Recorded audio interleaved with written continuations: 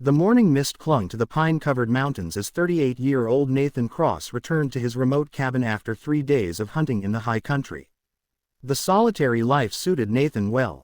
Having retreated to these mountains 5 years earlier after losing his family to illness back in Missouri, his cabin sat in a hidden valley where few travelers ever ventured.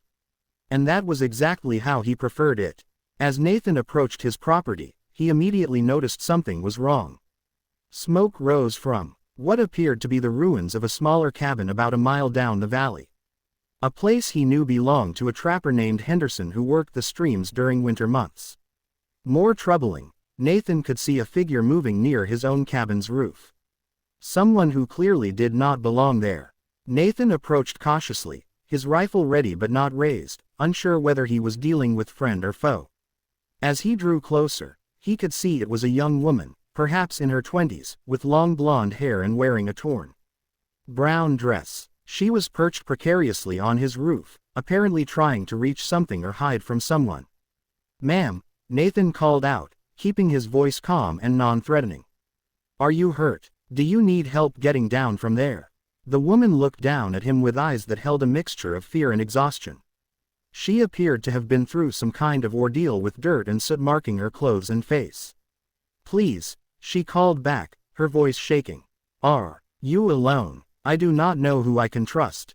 Nathan set his rifle aside and held up his hands to show he meant no harm. "Yes, ma'am, I am alone.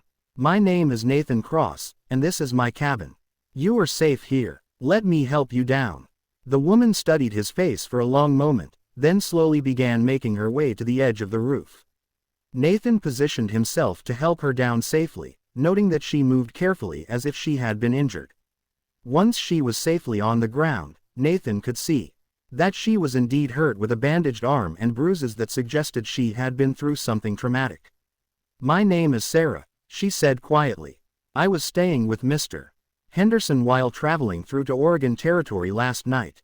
His cabin was attacked by a group of men who had been tracking me.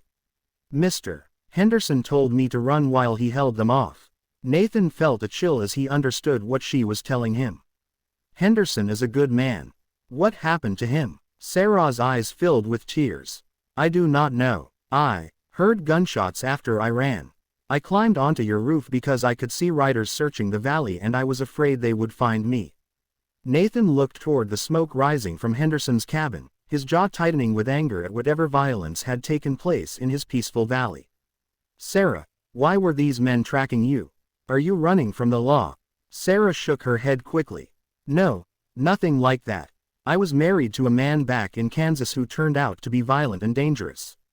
When I tried to leave him, he threatened to kill me. I have been traveling west trying to get far enough away that he cannot find me." Nathan studied Sarah's face and saw the honesty in her expression along with the fear of a woman who had been genuinely terrorized. "How did your husband find you here?" "He hired men to track me," Sarah explained. "They have been following me for weeks. I thought I had lost them when I met Mr. Henderson, but somehow they found us." Nathan made a decision that would change both their lives. "Sarah, you are safe now. Those men will not find you here. And if they try, they will have to deal with me first." Over the following days, as Nathan helped Sarah recover from her ordeal, he learned more about her story. She had been married at 18 to a man who seemed charming and successful, but gradually revealed himself to be controlling and violent. When she finally found the courage to leave, he had sworn that he would track her down no matter how far she ran. Nathan also discovered that Sarah was intelligent, resourceful, and remarkably resilient despite what she had endured. She helped around the cabin without being asked, proved to be an excellent cook with the limited supplies available, and showed a knowledge of wilderness survival that impressed Nathan.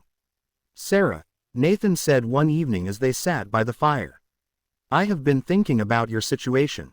These mountains are vast and there are places where someone could disappear completely if they wanted to start a new life." Sarah looked at him with hope and curiosity. "What do you mean?" "I mean that Nathan Cross could help a woman named Sarah disappear and maybe help someone new begin again with a different name in a place where no one would ever think to look." Sarah felt tears spring to her eyes at this offer of genuine sanctuary. "Nathan, why would you help me? You barely know me. Nathan looked at this brave woman who had endured so much yet still maintained her dignity and kindness. Because everyone deserves the chance to live without fear, and because Henderson was my friend, and I suspect he died trying to protect you. Over the following months, Sarah indeed began a new life in Nathan's hidden valley. She took the name Mary Henderson, honoring the man who had sacrificed his life to help her escape.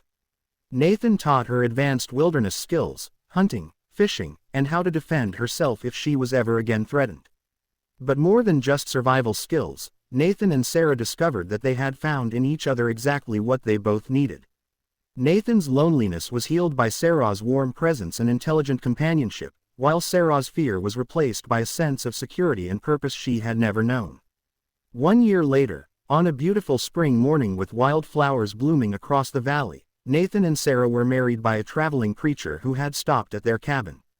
They exchanged vows not just of love, but of protection and partnership in the life they had built together. "You know," Sarah said to Nathan as they stood together on their cabin porch, looking out over the peaceful valley that had become their sanctuary. "I used to think that running away was cowardly, but sometimes running away from the wrong life is the bravest thing you can do." Nathan smiled, thinking about how his solitary existence had been transformed by this remarkable woman's courage. And sometimes the person you were running toward is worth more than anything you left behind. 5 years later, Nathan and Sarah had built a thriving homestead in their hidden valley. They raised cattle, grew crops, and had become known throughout the region for their hospitality to travelers and their willingness to help others who found themselves in difficult circumstances. Their cabin had become an unofficial sanctuary for people who needed a fresh start, and Nathan and Sarah took pride in helping others discover that it was possible to build a new life when the old one became impossible to sustain.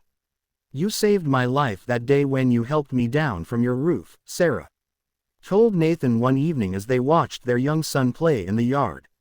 Nathan shook his head, holding her close. "No, Sarah, we saved each other. You reminded me that a life worth living is one that is shared with someone who understands that the past does not have to define the future." As the sun set over their peaceful valley, Nathan reflected on how a chance encounter with a desperate woman on his roof had taught him that sometimes the most valuable thing we can offer another person is not advice or money, but simply a safe place to rest and the time to heal enough to begin again. The mountain man who had chosen solitude had discovered that the greatest strength comes not from standing alone, but from standing with someone whose courage matches your own. Building a life together that is stronger than anything either could have achieved alone.